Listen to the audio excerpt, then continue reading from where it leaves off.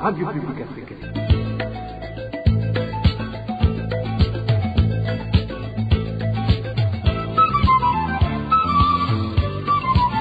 Radio Publique Africaine.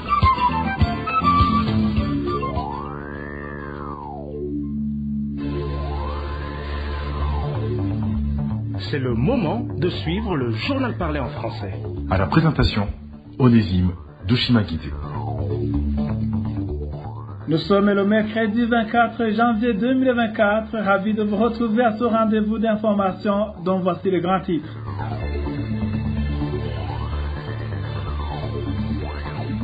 Chasse à l'homme contre les grandophones à mairie de Bujumbura et ses environs. La zone Rukaramo de la commune de Mutimbuzi a été la cible de cette opération ce mardi.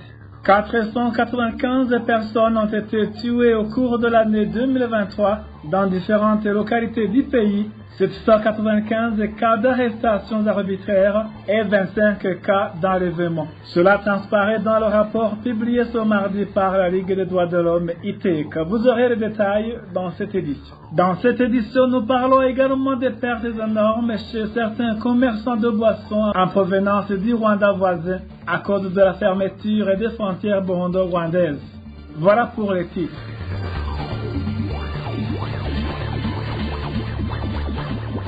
Ouvrons cette édition sur la page sécurité, chasse à l'homme contre les grandophones à mairie de Bujumbura et ses environs. Il a été opéré ce mardi en zone Rukaramo de la commune de Mutimbuzi en province de Bujumbura. Une fouille et perquisition pour traquer les étrangers, surtout les ressortissants rwandais. C'est un reportage signé Inès Gakiza.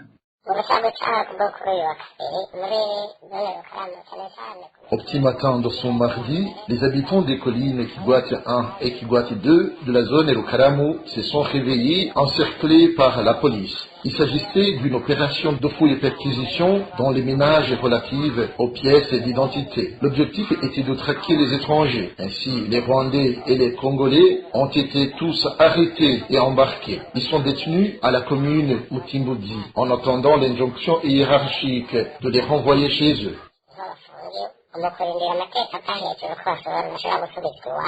Cette fouille-perquisition sur les collines Kigwati 1 et Kigwati 2 ce mardi était supervisée par le commissaire communal de la police, Prosper Kazungu. La fouille avait pour but d'arrêter les Rwandais. Nos sources locales affirment que des ressortissants de la RDC ont été aussi arrêtés, mais pour fausser les enquêtes. L'opération est consécutive à la détérioration des relations burundo-rwandaises ces derniers temps, explique cet habitant de la localité. La cohabitation avec les pays voisins n'est pas bonne et le citoyen lambda en est victime. En tant que population, nous constatons que cette fouille, soi-disant pour identifier les étrangers, visait essentiellement les rwandophones, même s'ils ont embarqué aussi les Congolais.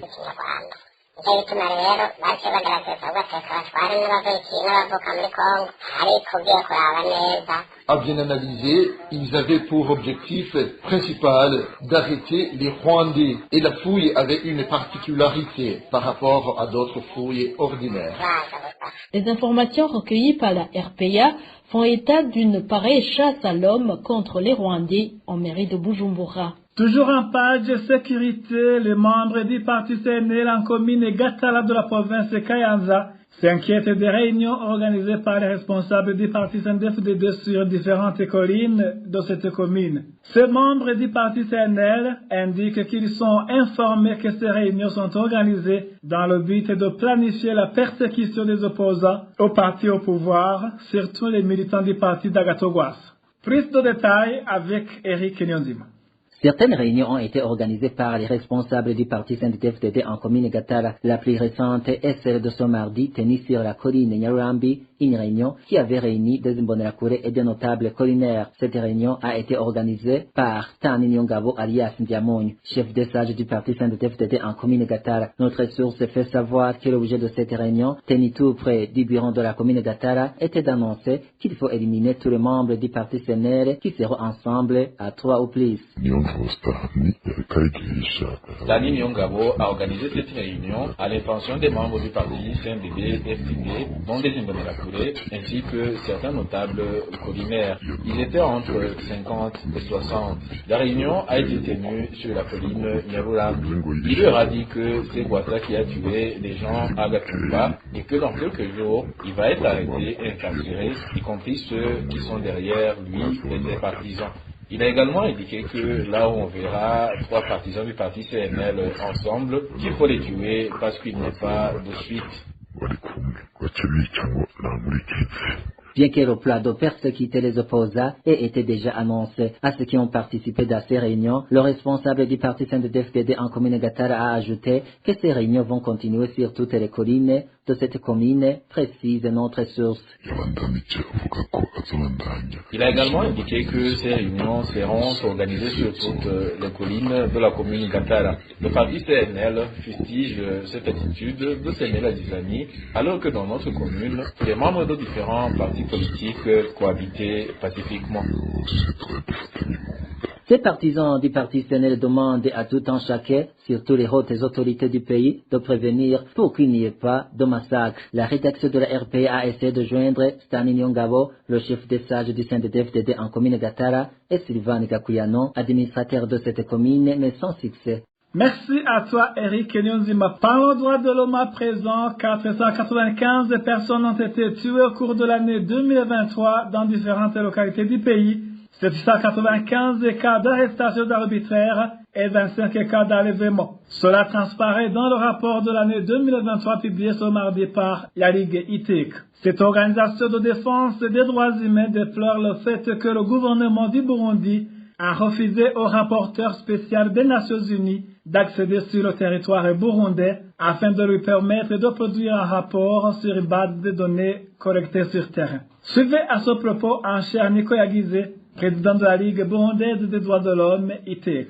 Et le rapport parle de la situation des droits de l'homme. Et en parallèle, on revient également sur les activités du parti au pouvoir, des réunions nocturnes dans presque toutes les communes du pays où les activités économiques étaient toujours paralysées. Au niveau sécurité, nous avons observé différentes attaques. Il y a aussi le règlement de compte, la justice populaire, des cadavres qui ont été retrouvés dans presque tout le pays. Et le constat est que presque la moitié des personnes qui ont été documentées, des personnes qui ont été tuées, sur les 495, 200 de leurs cadavres ont été retrouvés éparpillés dans différentes localités. On a aussi remarqué qu'il n'y a pas eu des enquêtes pour l'identification des victimes, mais aussi les mobiles de les assassinats. Ce qui pousse à la réalité de penser qu'il y a une même cachée des systèmes en place. Le constat est amer, les violations ont continué, ce qui montre que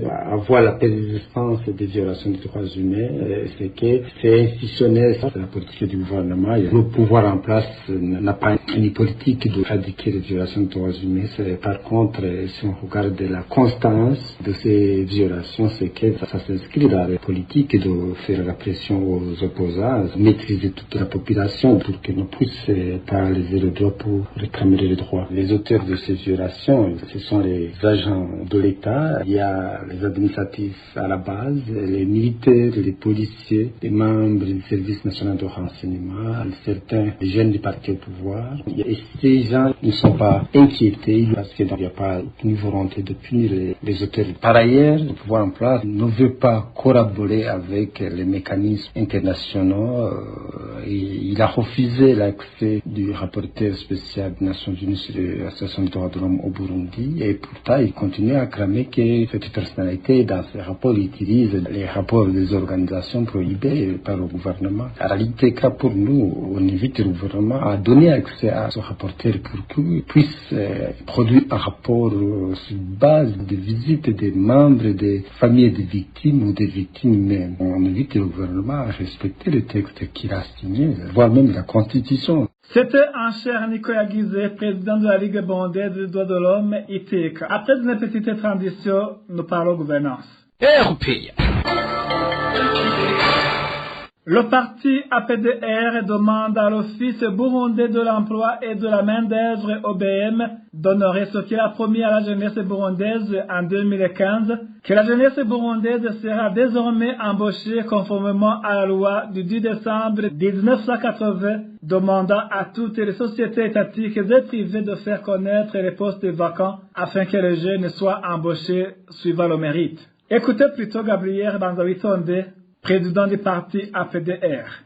C'est vrai que le parti APDR n'est pas satisfait de l'activité de l'Office burundais de l'emploi de la main-d'œuvre OBM par rapport à ce qu'il a promis à la jeunesse. Vous savez que depuis 2015, l'Office a fait l'enregistrement des jeunes chômeurs. Il a donné aussi un certificat sous forme de matricule. Se conformant à la loi ordonnance numéro 630/297 du 10 décembre 1980, demanda à toutes les sociétés de faire connaître les emplois qu'elles possèdent. C'est à ce niveau que les sociétés, quelles qu'elles soient privées ou du public, devraient communiquer l'emploi qu'elles possèdent pour que l'OBM informe ces jeunes. Mais aussi, l'Office promet que selon l'année de chômage, on devrait favoriser et faciliter les chômeurs selon l'âge de chômage. Mais jusqu'à maintenant, nous ne voyons aucune activité envers de ces jeunes. C'est là que nous disons que l'Office a trahi la jeunesse puisqu'ils ont pris un temps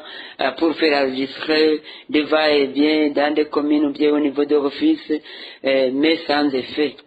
C'est pourquoi nous profitons de l'occasion pour demander qu'il faut qu'au Burundi, on met une politique claire pour la jeunesse, surtout redynamiser les entreprises publiques, mais aussi ceux qui sont en faillite, on peut rétablir, mais aussi une politique favorisant les investisseurs privés, climat politique assaini pour que les jeunes puissent avoir de l'emploi. Puisque nous voyons beaucoup de chômeurs, alors qu'il n'y a pas une politique nécessaire pour établir l'emploi. Dans l'ensemble, on devrait voir comment des politiques macroéconomiques, surtout les entreprises publiques, mais aussi favoriser le climat d'affaires pour permettre aux jeunes de s'entreprendre. Mais aussi, le gouvernement a des prérogatives. Vous voyez qu'aujourd'hui, on peut entreprendre, mais avec la coupure instantanée d'électricité, manque d'eau, tout ça sont les charges du gouvernement pour favoriser le monde d'affaires. L'employeur au centre de santé Sinaï de la zone Gatabo, en commune Kigamba de la province de Muramvya, est accusé de maltraiter les employés de ce centre médical. En effet, depuis 6 mois, ces employés n'ont pas perçu leur salaire. Ces employés ainsi que les patients qui fréquentent ce centre de santé demandent aux autorités administratives et judiciaires dans cette province de les rendre justice. Le point avec Dominique Claire, il la trouve. Richard Hakizimana, le propriétaire du centre de santé Sinaï situé dans la zone Gatabo en commune Kiganda, est celui dont les habitants de cette zone accusent de maltraiter ses employés étant donné qu'ils ne leur donnent pas de salaire. Notre source dans la zone Gatabo affirme que ce comportement ignoble de ne pas rémunérer ses employés ne date pas d'aujourd'hui. Ce qui fait qu'aucun employé ne reste pas longtemps travailler sur ce centre médical. Notre source fait aussi savoir que les 9 employés de ce centre de santé viennent de passer 6 mois sans percevoir leur salaire. L'employeur nommé Richard Hakizimana fait travailler ses employés sans les rémunérer. Certains finissent par abandonner le travail. Il embauche d'autres et ces derniers terminent aussi par partir car il ne leur donne pas de salaire et ainsi de suite. Aucun employé ne peut durer dans ce travail car c'est impossible d'y rester sans être rémunéré et que par conséquent tu ne peux pas prendre en charge ta famille alors que tu vas travailler chaque jour. Actuellement, ces employés viennent de passer 6 mois sans être rémunérés. Ce qui étonne ces habitants qui se sont entretenus avec la RPA, c'est que cet employeur ne manque pas d'argent pour payer les infirmiers ainsi que d'autres employés, puisque sur ce centre de santé Sinaï, qui est un centre médical privé, il se déroule beaucoup d'activités comme par exemple soigner gratuitement les enfants de moins de 5 ans, donner gratuitement des soins aux femmes enceintes ou celles qui viennent mettre au monde, mais que quand l'État paie à Richard Hakizimana tous les frais de soins de santé accordés à la population, il met tout l'argent dans sa poche et ne se soucie pas de payer les salaires de ses 9 employés. C'est pourquoi ses habitants appellent les autorités administratives de venir s'acquérir de la situation sur ce centre de santé Sinaï afin de rétablir dans leurs droits ses employés. Nous demandons alors aux responsables de la santé publique ainsi qu'aux autorités administratives au niveau provincial de voir comment rendre justice à ces employés qui travaillent sans recevoir de salaire comme s'ils étaient des esclaves de cet employeur, Richard Hakizimana, qui n'a aucun sentiment d'amour pour ses employés. Ça sera de la justice. À propos de ces accusations à son égard, la rédaction de la RPA, nous n'avons pas pu joindre Richard Hakizimana, le propriétaire du centre de santé Sinaï, pour qu'il puisse réagir là-dessus. Merci à toi aussi, Daniel Claire Ilatrouve. Vers la libéralisation du secteur de l'électricité au Burundi, le projet de loi a été présenté lundi le 22 janvier devant l'Assemblée nationale par le ministre ayant l'énergie dans ses attributions. Selon le ministre Ibrahim Uwizeye, cela permettrait de relever le taux d'électrification au Burundi. Et le Burundi compte arriver à 60% d'électrification d'ici 2030. Je vous propose d'écouter le ministre Ibrahim Uwizeye. Il y a la libéralisation du segment de distribution de l'électricité, en plus de la production pour accélérer l'accès universel de l'électricité. Le développement du secteur public de l'électricité pour toutes les couches de la population et pour l'industrie, dans le respect des conditions d'une concurrence juste et loyale, des droits des usagers et des opérateurs et des lois en vigueur. La séparation des activités du secteur de l'électricité et l'instauration d'une concurrence juste et loyale par la diversification de l'offre d'électricité et de la garantie d'un accès équitable et transparent au réseau dans le respect des droits des utilisateurs et des opérateurs. La participation des investissements privés, la création des conditions économiques permettant la rentabilisation des investissements dans le secteur de l'électricité et la promotion de la participation du secteur privé à leur financement. L'intégration des marchés régionaux de l'électricité, l'accélération de la transition énergétique par la promotion de la production de l'électricité à partir des sources d'énergie renouvelable et de l'efficacité énergétique, le développement de l'électrification hors réseau par la simplification des procédures pour la généralisation de l'accès aux services de l'électricité, la simplification des procédures d'octroi des autorisations aux intervenants dans le secteur de l'électricité. Notons qu'en fait d'accroître le taux d'accès à l'électricité, un accent particulier a été mis sur la promotion des énergies renouvelables via les mini-réseaux, petites centrales hydroélectriques, solaires, éoliennes, géothermie et biomasse, avec une obligation de protection de l'environnement pour tous les projets de développement du secteur de l'électricité du Burundi. Ils ont ni objectifs qui ont fait juste l'objet d'amendements. Le projet de loi portant libéralisation du secteur électricité a été adopté par l'Assemblée nationale. Parlant toujours du courant électrique, les habitants de la ville de Kirundo se lamentent du manque du courant qui se manifeste ces derniers jours dans différents quartiers. S'ensuit la paralysie de différentes activités génératrices de revenus, ce qui durcit la vie selon toujours ces mêmes habitants. Le point avec Elodie Divelemèche. Des coupures répétitives et qui certaines fois durent un long moment, tel est le vécu que certains habitants de différents quartiers de la ville de Kirundo indiquent faire face ces derniers jours. Un de ces habitants parle de cette situation et précise les quartiers qui connaissent le dit problème. Nous observons des coupures répétitives de courant électrique. Il y a même des fois où le courant manque toute la journée, d'autres 4 ou 5 heures par jour. Les quartiers dont une grande partie connaissent ces coupures sont entre autres Nyange, Ushaza, Rukundo, Murama et Kavogero qui a une petite partie sans courant électrique. Les conséquences qui résultent de ces coupures se remarquent beaucoup plus chez ceux qui font des activités nécessitant le courant électrique, que ce soit ceux du secteur public ou privé. Son manque de courant perturbe plusieurs activités et ainsi beaucoup de personnes peinent à survivre. Je dirais par exemple les propriétaires de bars, restaurants, les soudeurs, les meuniers, sans oublier les fonctionnaires de certaines institutions incapables de se procurer des groupes électrogènes, malgré que même ceux qui en possèdent ne trouvent pas facilement le carburant. Ces habitants de la ville de Kirundo demandent ainsi que cette problématique de coupure électrique soit résolue par des institutions habilitées. Merci à toi aussi. Alors, je disais le méchant, après une petite transition, nous ouvrons la page consacrée aux nouvelles de la société. RPA. La perte est énorme chez certains commerçants à cause de la fermeture des frontières burundo-rwandaises. Certains commerçants qui vendaient les boissons en provenance du Rwanda indiquent que leur activité est pour le moment paralysée suite à la fermeture des frontières, ce qui complique la survie de leur famille. Le point avec Vicky Christine.